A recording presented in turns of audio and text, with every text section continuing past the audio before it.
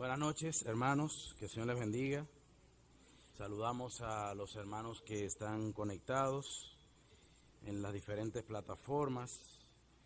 También un saludo a las visitas. Estamos contentos de tenerles con nosotros. También saludamos a todos los hermanos que están aquí, los amigos también si hay. Es un gozo poder estar en la casa del Señor. Decíamos en el coro que cantábamos al principio, de que es bueno, ¿no? Es hermoso estar los hermanos juntos en armonía. Y decíamos, ¿no?, de que allí envía Jehová bendición y vida eterna. Y eso lo hace el hecho de que estamos reunidos en el nombre del Señor. Él es el centro de todo. A Él sea la gloria siempre. Y por eso estamos reunidos aquí para escuchar su palabra. Vamos a abrir la Biblia en Jueces, capítulo 8. Estamos ahí en este libro hace un tiempo largo, pero poco a poco lo iremos tocando. La vez anterior, hace unas 2 semanas atrás, cerramos el capítulo 7 y estamos viendo en la lista de los jueces que se mencionan en este libro. Estamos en el número 5, que es Gedeón, donde él tuvo que luchar con los madianitas y logró un tiempo de paz, que es el último de esta magnitud, de 40 años después de la victoria. Y en el capítulo 7 pudimos ver cómo Gedeón, de una manera milagrosa, junto al pueblo, ciertamente contando con el poder de Dios, derrotó a los madianitas. Pudimos ver la reducción del ejército, el ánimo que ellos recibieron para la batalla, la victoria que finalmente tuvieron, el auxilio que también tuvieron en la persecución y la captura de los 2 reyes, los 2 príncipes de ellos, llamados Oreb y Zeb. Eso podemos verlo ahí en el final del capítulo 7, versículo 25, y llama la atención el nombre, el significado de estos 2 nombres, Oreb y Zeb. Oreb significa cuervo y Zeb significa lobo. Así que si usted quiere ponerle el nombre a uno de sus hijos, usted lo escucha muy bonito, pero busque el significado para que vea lo que significa.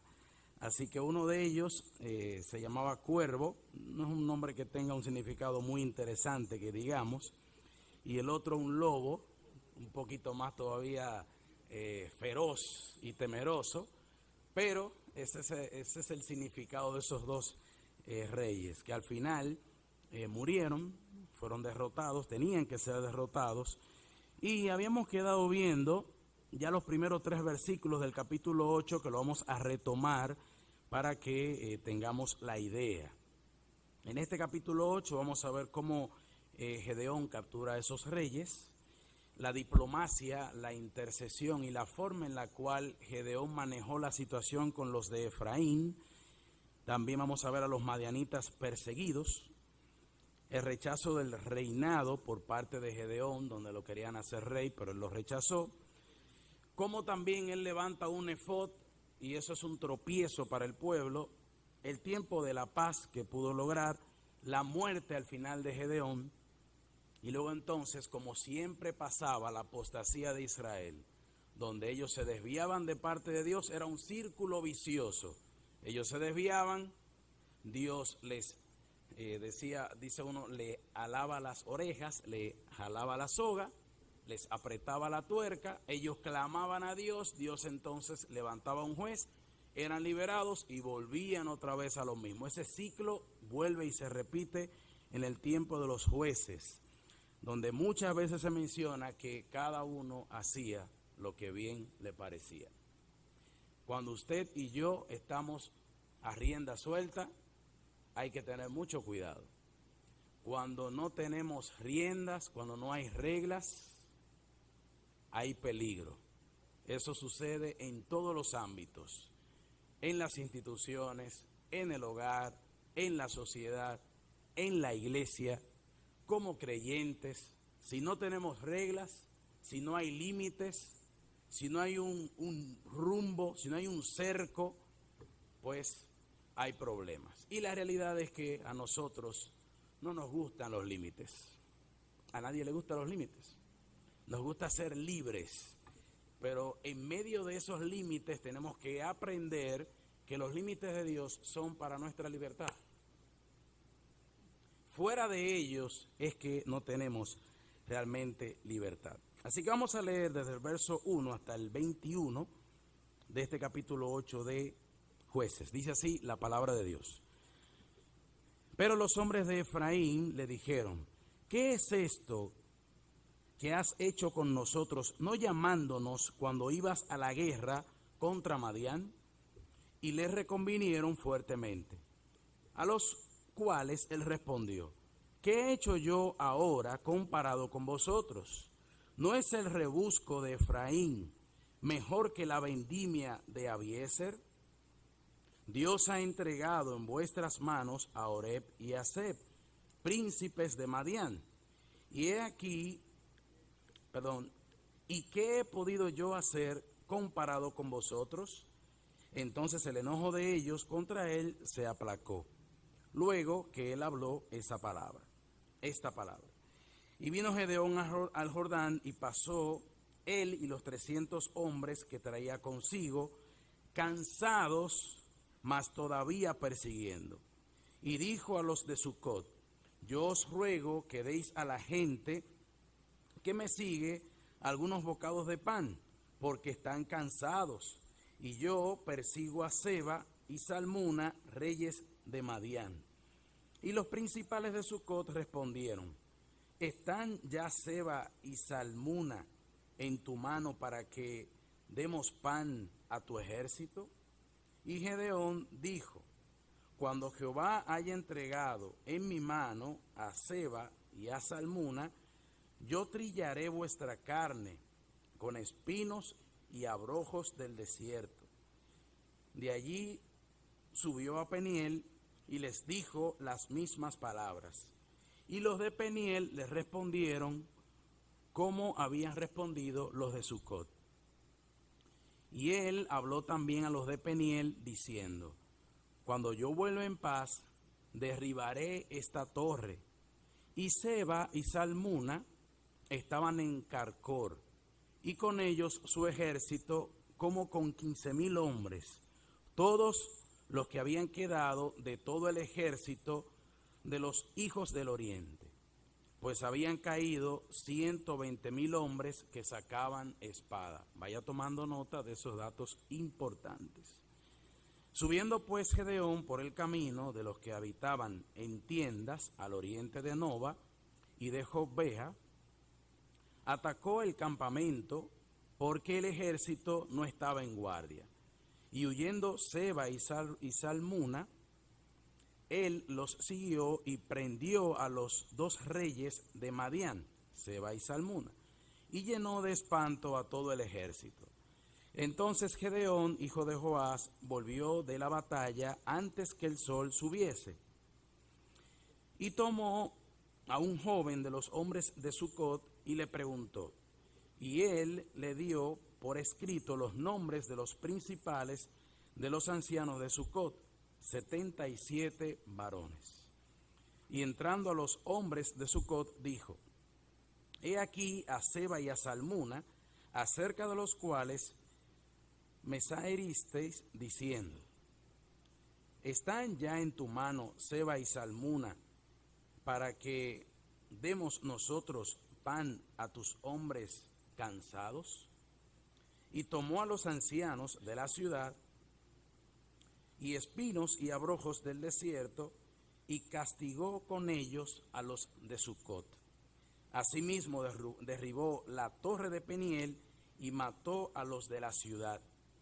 Luego dijo a Seba y a Salmuna: ¿qué aspecto tenían aquellos hombres que matasteis en Tabor? Y ellos respondieron: como tú, así eran ellos. Cada uno parecía hijo de rey. Y él dijo: mis hermanos eran hijos de mi madre. Vive Jehová que si hubierais conservado la vida, yo no os mataría. Y dijo a Jeter, su primogénito: levántate y mátalos. Pero el joven no desenvainó su espada porque tenía temor, pues era aún muchacho. Entonces dijeron Seba y Salmuna, levántate tú y mátanos, porque como es el varón, tal es su valentía. Y Gedeón se levantó y mató a Seba y a Salmuna, y tomó los adornos de lunetas de sus camellos, que sus camellos traían al cuello. Hasta aquí la lectura de la palabra del Señor, ocupando este capítulo 8 de Jueces. Muchas cosas para pensar. Recordemos que Gedeón está en medio de una batalla, viene persiguiendo a los de Madián y se encuentra primeramente con una situación con los de la tribu de Efraín.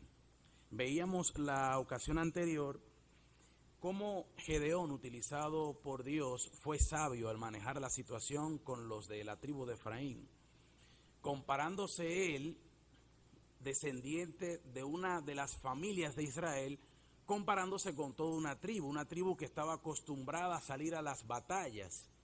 Ahora ellos confrontan a Gedeón preguntándole por qué no los había considerado para salir a la batalla. Y la respuesta que Gedeón le da es haciendo una comparación. ¿Qué soy yo delante de ustedes? ¿Qué es esto que yo he hecho comparado a todo lo que ustedes han hecho? Ahora, ¿qué soy yo, descendiente de Abiezer, y ustedes que son descendientes de la tribu de Efraín? Y hace la comparación, vea usted versículo 2, no es el rebusco de Efraín mejor que la vendimia de Abiezer. El rebusco vendría siendo como un racimo y la vendimia vendría siendo todo el viñedo. Es lo que estaba diciendo, yo soy una cosa pequeña delante de ustedes y esta victoria no ha sido por mí. La victoria ha sido por Dios, porque Él le dice, Dios los ha entregado en nuestra mano. Yo simplemente soy un instrumento de parte de Dios. Y vemos cómo Él manejó la situación, no buscando discutir, porque no era el propósito. Y decíamos al final, en el estudio anterior, que el Señor no nos ha llamado a nosotros a discutir por razones y saber quién es que está correcto, quién no. Siempre y cuando no sea un tema doctrinal,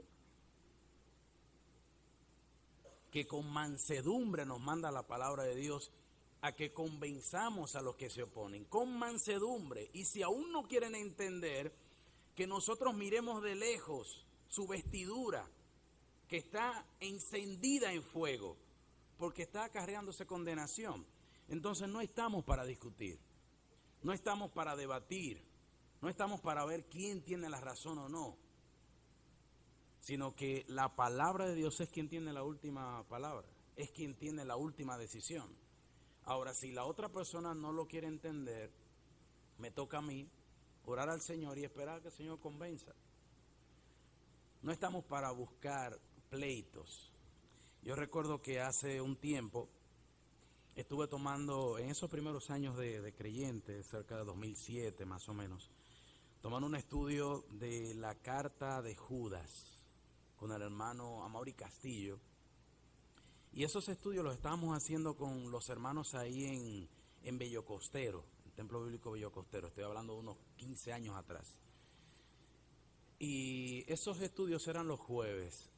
Y recuerdo que en esa ocasión él decía, nosotros nos estamos reuniendo aquí para aprender de la palabra de Dios y el objetivo es que nosotros conozcamos más de la palabra. Pero no es para que busquemos piedra en la Biblia para tirársela al otro y decir, este es para ti, toma. Porque a veces nos gusta eso.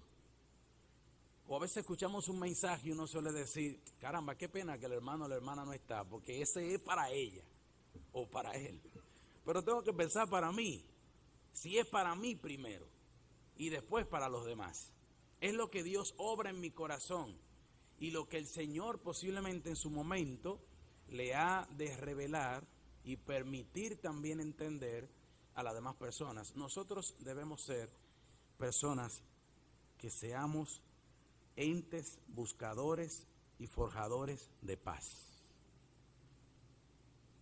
Y citábamos Proverbios capítulo 15, versículo 1, cómo nuestras palabras van a buscar realmente y van a provocar esa reacción de los demás.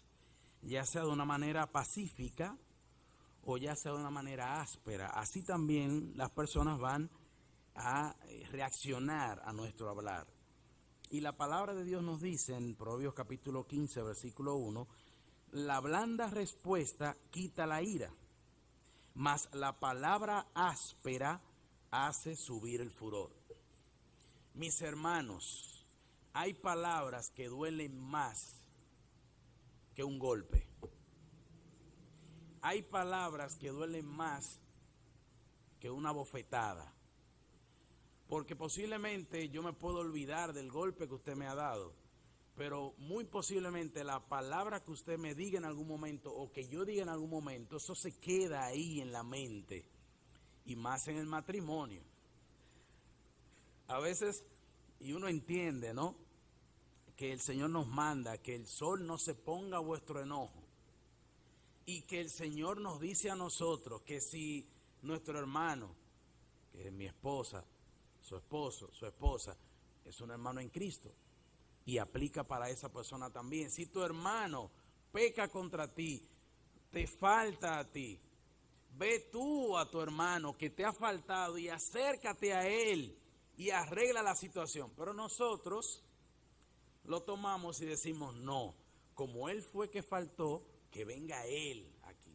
Es como cuando solemos decir, cuando viene un familiar desde el extranjero y uno sabe quizás que ha traído algo por ahí, uno como que tiene vergüenza y dice, ¿voy a su casa o no voy a su casa? O espero que venga a mi casa o qué hago. Y uno suele decir, no, él fue que llegó, él es el que tiene que visitar. ¿Usted no ha oído esa frase? Él fue que llegó, él tiene que visitar. Porque también se puede ver mal como que uno está muy desesperado o está buscando algo que no le han traído y uno va para allá a buscar. Usted que ha viajado puede entender eso y se ríe. Entonces, con las faltas que nuestros hermanos nos hacen, el Señor no espera que usted espere a que Él venga. El Señor nos manda a nosotros a ir y arreglar la situación, aun cuando nosotros hemos sido agraviados.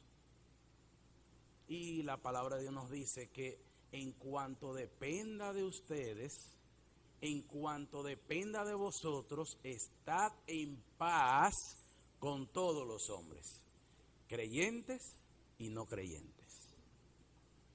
Debemos nosotros estar conscientes que estamos agotando todos los recursos para estar en paz con todas las personas. Es difícil uno andar en la calle sabiendo que tiene cierto inconveniente con alguien. Entre creyentes pienso que no ha de pasar, pero puede pasar. Que usted no pueda andar tranquilo por la calle pensando de que alguien lo está acechando y le va a dar un golpe. Eso no es vida, yo entendería así. Que usted no pueda andar tranquilo por la calle. Yo veía hoy un video de una mujer embarazada que iba con un carrito, el carrito de bebé.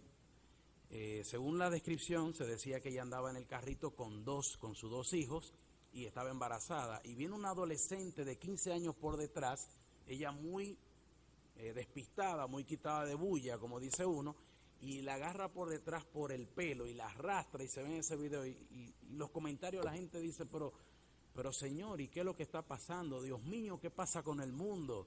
Dios ven pronto. La gente sabe lo que está pasando. Ahora uno no sabe el contexto de la situación, pero es triste usted andar caminando por la calle y que alguien le agarre y que usted no pueda andar en paz en la vida. Y el Señor espera de nosotros que en cuanto dependa de nosotros, debemos estar en paz con todos los hombres. Ahora le tengo una triste realidad. Siempre va a haber problemas. Siempre va a haber problemas. Recuerdo a Israel hace un tiempo decir, y nunca se me olvidó, si usted quiere ver problemas, junte 2 o 3 personas para que usted vea. Qué difícil es ponerse de acuerdo la gente. Y más cuando yo creo que me la sé toda. Que la idea mía es la que está por encima de todo. Y lo que yo diga es palabra de Dios. Donde el otro no tiene la razón. Y es difícil uno llevarse con una persona así. Pero el Señor nos pide a que busquemos la paz con todos los hombres. tenemos la oración como recurso, tenemos la palabra de Dios como recurso, tenemos el Espíritu Santo de Dios como recurso.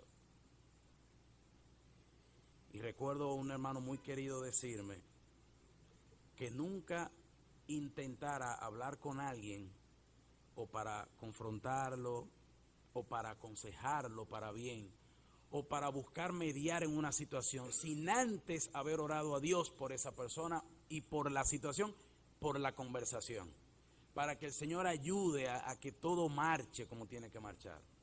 No podemos hacerlo sin la oración. Debemos ser entes de paz, ser sabios.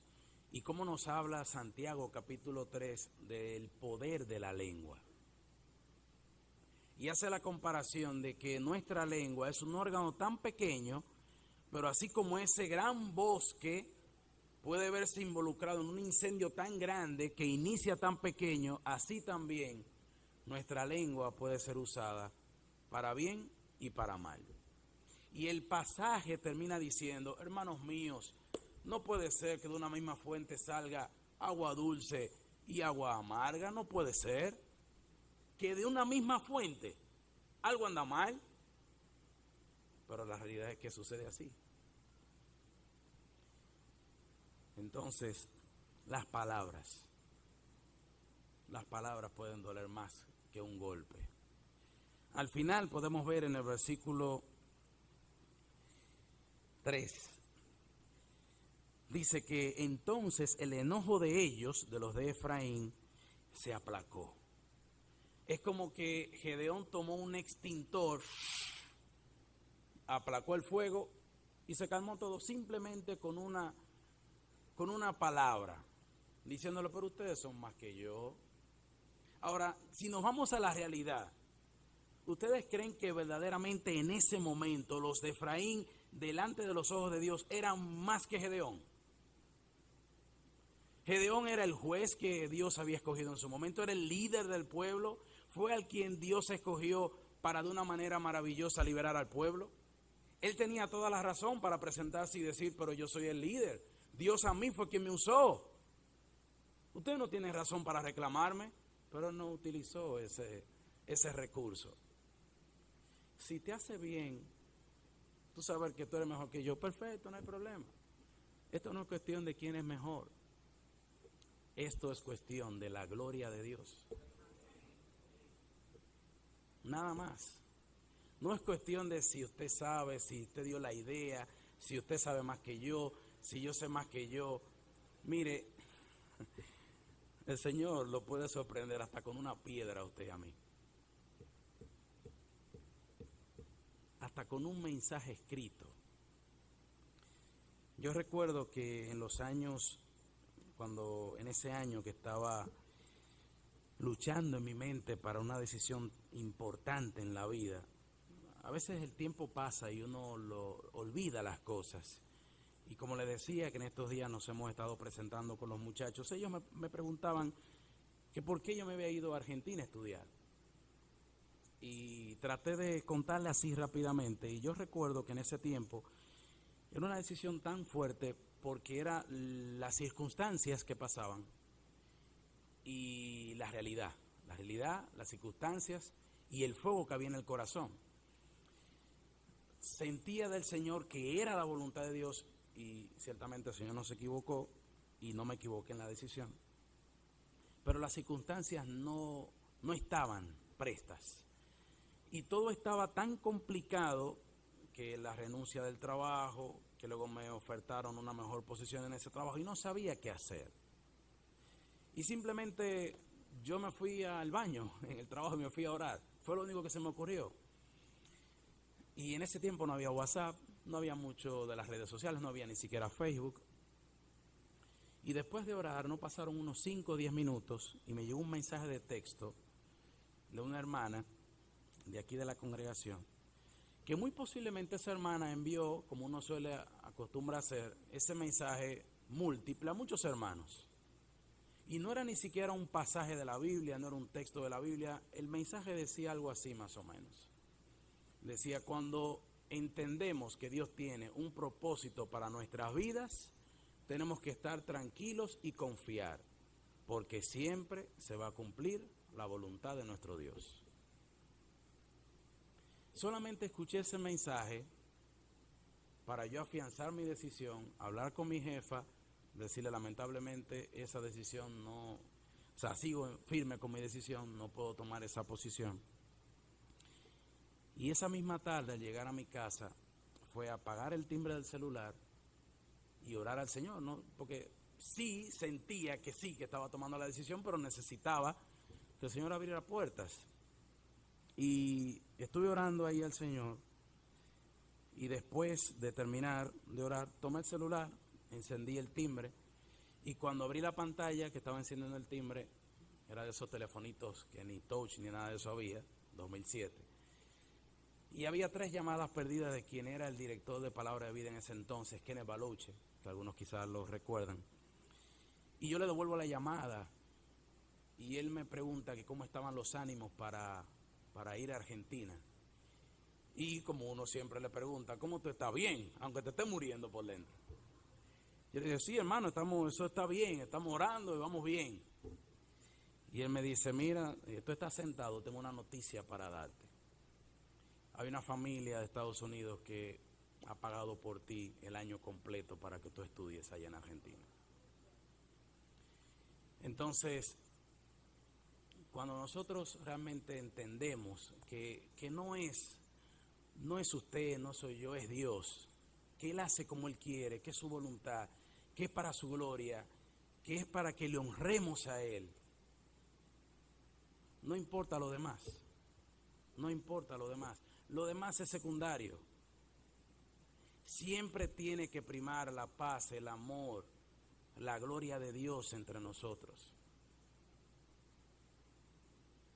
No es nosotros. Si fuéramos nosotros, hace tiempo que ya estuviéramos lejos de aquí. Pero estamos aquí, como siempre decimos, porque hasta aquí Él nos ayudó. Es por su gracia, por su misericordia. La historia continúa. Se resuelve ese problema porque prepárese, hermano. Siempre que hay una victoria de por medio, viene la oposición.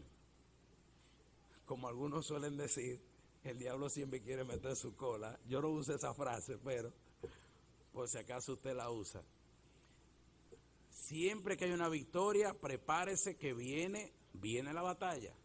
Sigue la lucha. Pasa ese inconveniente, la victoria, se levantan los de Efraín. ¿Por qué dejan a Gedeón tranquilos? Si ya tenemos la victoria, ¿por qué ustedes quieren brillar? ¿O es ustedes que tienen que brillar? ¿O es Dios que tiene que brillar? ¿Se dan cuenta hacia dónde vamos? ¿Dónde está el quid de la situación? Se calma toda la situación y aquí entonces comienza a aparecer otra situación adicional donde hay una frase en el versículo 4 que yo la tengo marcada aquí, donde Gedeón va al Jordán junto con sus 300 que todavía están ahí en pie, increíblemente, ni uno todavía había caído, con un ejército de más de 100,000 personas, donde al final solamente quedan unos 15,000 según vimos en la lectura. Y hay una parte aquí que ellos estaban cansados, mas todavía persiguiendo. Yo no sé, hermano, si usted se ha cansado de vivir para Cristo. Yo no sé. Yo no sé si usted está cansado de seguir las normas que nos dice la palabra de Dios. Yo no sé si usted está cansado de obedecer al Señor. Yo no sé si usted está cansado de servir al Señor. Pero por amor a Él, tome esta frase para usted. Cansados, pero aún persiguiendo. Yo quiero seguir cumpliendo porque no he terminado todavía. Me quedan 15,000. Ya más de 100,000 han caído, pero la labor no está terminada todavía. No hay muchas fuerzas. Voy a buscar la manera de levantar las fuerzas. Y aún en medio del cansancio, estos hombres seguían luchando. Seguían batallando. Cansados, pero todavía persiguiendo. Toma esa frase para usted, porque es cierto. La obra del Señor es una carga. Porque más que física, es espiritual. No podemos nosotros dejar de orar por nuestros ancianos, por nuestros pastores. Es una carga espiritual. Cada situación. Hace poco estábamos en el campamento y el Señor ahí nos dio la oportunidad de estar guiando a los chicos que eran los consejeros del campamento. Y en un momento era tan difícil el trabajo. Porque uno suele decir, estamos a la orden, cualquier situación que ustedes tengan, díganos que. Pero cuando te traen una situación, otra situación, como que ya tú dices, ya, por favor, denme un chance. Ya no me traigan más, ya. Porque es una carga. No, usted soluciona una situación acá, otra situación aquí, otra situación allá. El colegio, hermanos. Ore por nuestro colegio, por cada maestro, la carga de nuestra directora, de la parte coordinadora del colegio. Acuérdese que no es un trabajo solamente académico, es un trabajo espiritual que queremos hacer y que el enemigo no está contento con lo que se quiere hacer. Yo recuerdo, como que hoy es la noche de recordar muchas cosas, pero recuerdo un predicador que contaba la historia de un hombre que iba camino a la iglesia, un hermano, y él iba por un lado de la calzada. Es algo ficticio, pero bueno. Y él iba por el lado de la calzada y en la otra calzada iba Satanás con una Biblia hacia la misma dirección donde él iba. Y él mira para allá y dice, por eso no es Satanás, ¿y qué hace con una Biblia? Y él va apura el paso y cruza de aquel lado y le pregunta que qué hacía con una Biblia y que a dónde iba, porque estaban como yendo hacia el mismo lugar y faltaba poco para llegar al templo. Y él le responde diciéndole, yo voy a la iglesia. Y este hermano le dice, pero ¿y cómo vas a ir a la iglesia? Sí, voy a la iglesia. Y el hermano le dice, pero yo creía que tú estabas quizás en los puntos de droga, en las discotecas, en los barrios, en los pleitos. Y dice, no, eso está todo controlado. Eso está todo, ahí no hay problema, eso está todo bien. Donde está la obra de Dios, ahí es que yo voy. Porque eso es lo que me interesa a mí destruir. Y es así, mis hermanos. El diablo quiere destruir tu hogar y mi hogar. El diablo quiere destruir la comunión entre los hermanos. El diablo quiere destruir lo que se está haciendo en lugares que se predica la palabra de Dios, escuela dominical, colegios cristianos. Ore por el colegio Mary Go, pero ore también por colegios que están buscando lo mismo que nosotros, porque nosotros solos tampoco no podemos acaparar todo el alumnado que busque una enseñanza cristiana de toda la provincia o de toda la ciudad. Necesitamos más colegios que hagan la misma labor que nosotros. Y lamentablemente muchos de ellos poco a poco, va bajando la matrícula académica y algunos de ellos están cerrados. Colegios de los nuestros también en otras ciudades. Y si bien es cierto, es un atractivo lo que el gobierno está ofreciendo para las familias, dándole la parte económica y alimenticia, que toda familia quisiera aprovechar, pero está insertando cosas que usted sabe que no son de bien para la sociedad. Y no va a ser de bien para las familias. Y al final vamos a ver los resultados. Entonces tenemos que seguir. La lucha todavía no ha terminado. ¿Sabe cuándo va a terminar? Cuando el Señor le llame a usted o a mí de manera particular, o cuando suene la trompeta que estamos esperando. Mientras tanto, podemos estar cansados, pero aún persiguiendo. Tengo que seguir luchando, tengo que seguir batallando. No hay un tiempo para jubilación en la vida cristiana, en el servicio a Dios. No hay tiempo de retiro, No hay tiempos de vacaciones. No estoy diciendo que usted no puede irse de vacaciones.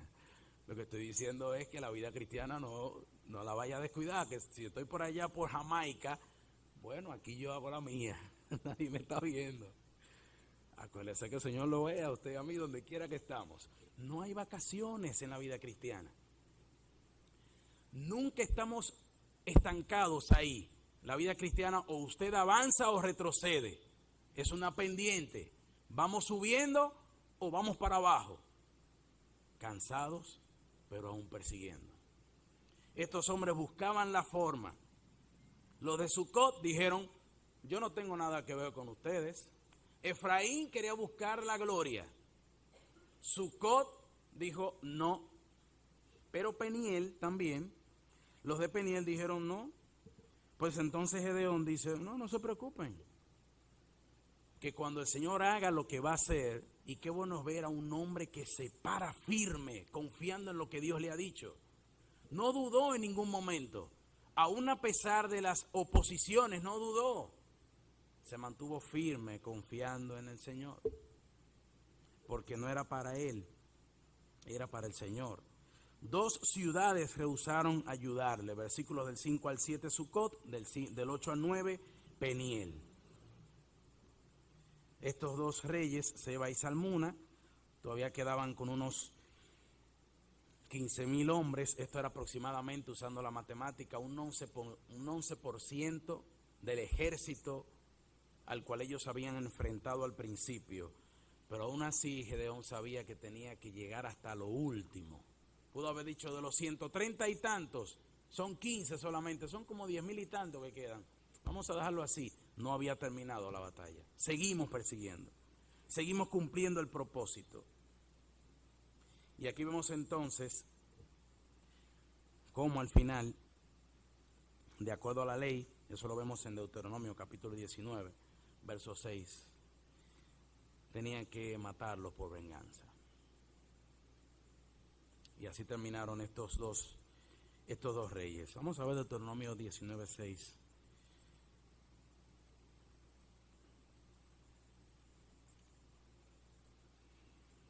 No sea que el vengador de la sangre, enfurecido, persiga al homicida y le alcance por ser largo el camino y le hiera de muerte, no debiendo ser condenado a muerte por cuanto no tenía enemistad con su prójimo anteriormente. Verso 12.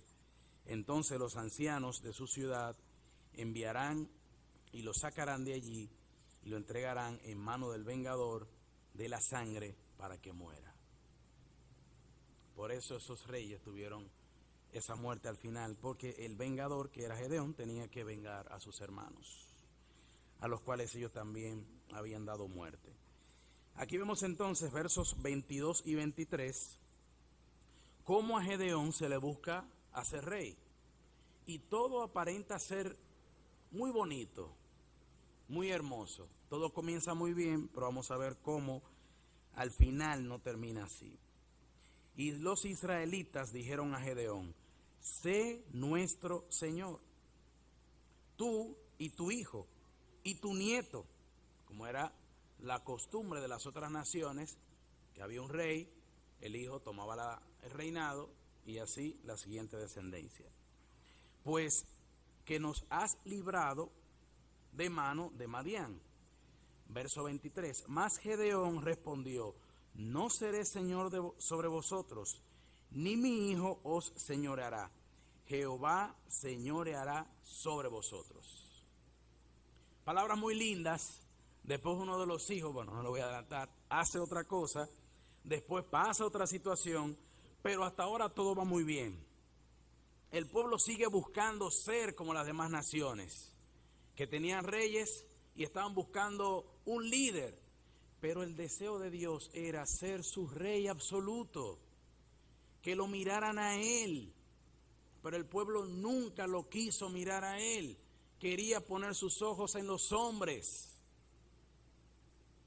Y por esa razón terminaban tal cual, porque el líder moría y al no tener un referente, al no mirar al Señor, pues entonces se desviaban. Y allí entra lo que muchas veces nosotros decimos, entra en escena en su vida y en la mía, la integridad. Porque si definimos la palabra integridad, simplemente podemos decir que la integridad es lo que usted y yo somos cuando nadie nos ve.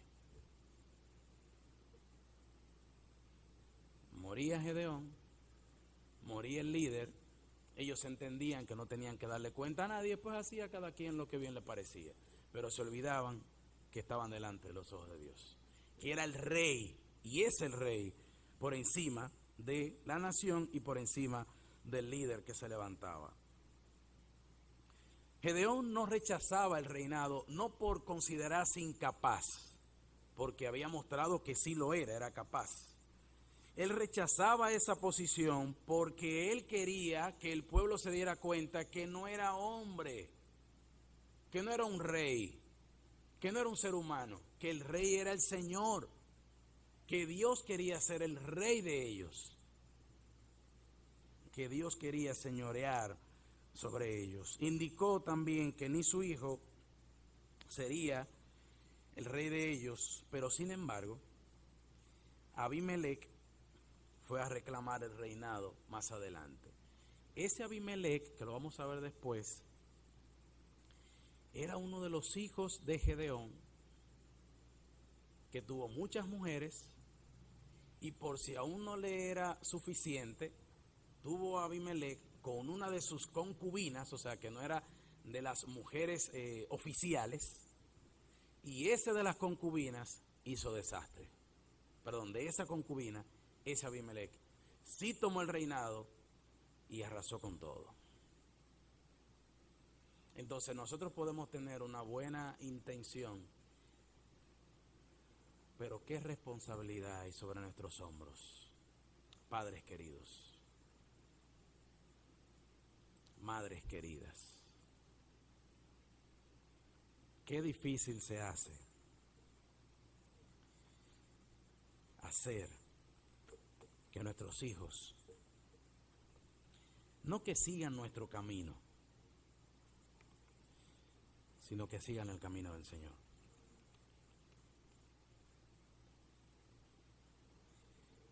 Se hace muy difícil. Es una tarea muy difícil. Y a veces uno se analiza, ¿no? Como padres, y uno entiende que también es imperfecto y que comete errores también,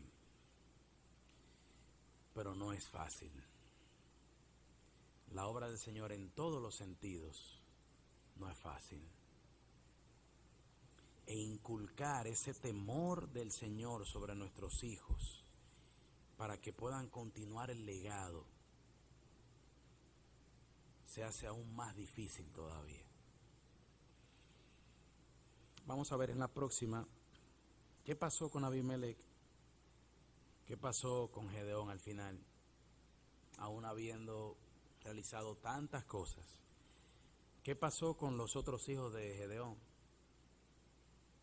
que tristemente terminaron mal? Y como siempre decimos, andamos por estas líneas viendo la historia de Israel con todo el respeto, tomando pinceladas para apropiarlas a nuestras vidas, para aplicarlas, poniéndolas como un espejo, para que si hay algo para mejorar, si hay algo para uno tomarlo como referencia, tomarlo, y que por el poder de la palabra de Dios y con la ayuda del Espíritu Santo podamos hacer lo que el Señor desea que nosotros hagamos. Que en medio de nuestra imperfección el Señor se quiere glorificar y nos quiere usar. Que al final su gloria es lo más importante y tiene que ser lo primero. No es de hombres, no es de mujeres, no es de seres humanos, es la gloria de Dios solamente. Vamos a orar. Agradecidos estamos, buen Dios, porque tu palabra es buena, Señor. en cada momento que podemos abrirla y meditar, considerar cosas que tienes para enseñarnos, para guiarnos, para orientarnos. Señor, tú conoces cada una de nuestras vidas y necesitamos, oh Dios, que tu nombre sea glorificado a través de nosotros. Que nuestra congregación pueda ser ese faro que glorifique tu nombre. No el nombre de una persona ni el nombre de Cristo. Ayúdanos, Señor, a levantar en alto tu palabra siempre. Que ella siempre sea la lámpara a nuestros pies, la lumbrera a nuestro camino. Esa norma de vida para nosotros, para nuestros hijos, Señor. Oramos, Señor, por cada uno de nuestros hijos. Señor, tú sabes el peso que queda en nuestro corazón como padres y que tenemos en nuestro corazón por cada uno de nuestros hijos, oh Dios. Te rogamos que tú le guardes a cada uno, cada familia, cada hogar representado aquí, Señor. Ayúdanos. Guarda cada uno de nuestros hijos, guarda nuestros hogares, nuestras familias, nuestra sociedad, nuestra congregación, la comunión entre nosotros. Bendícenos. Por Cristo Jesús, Señor nuestro, lo pedimos.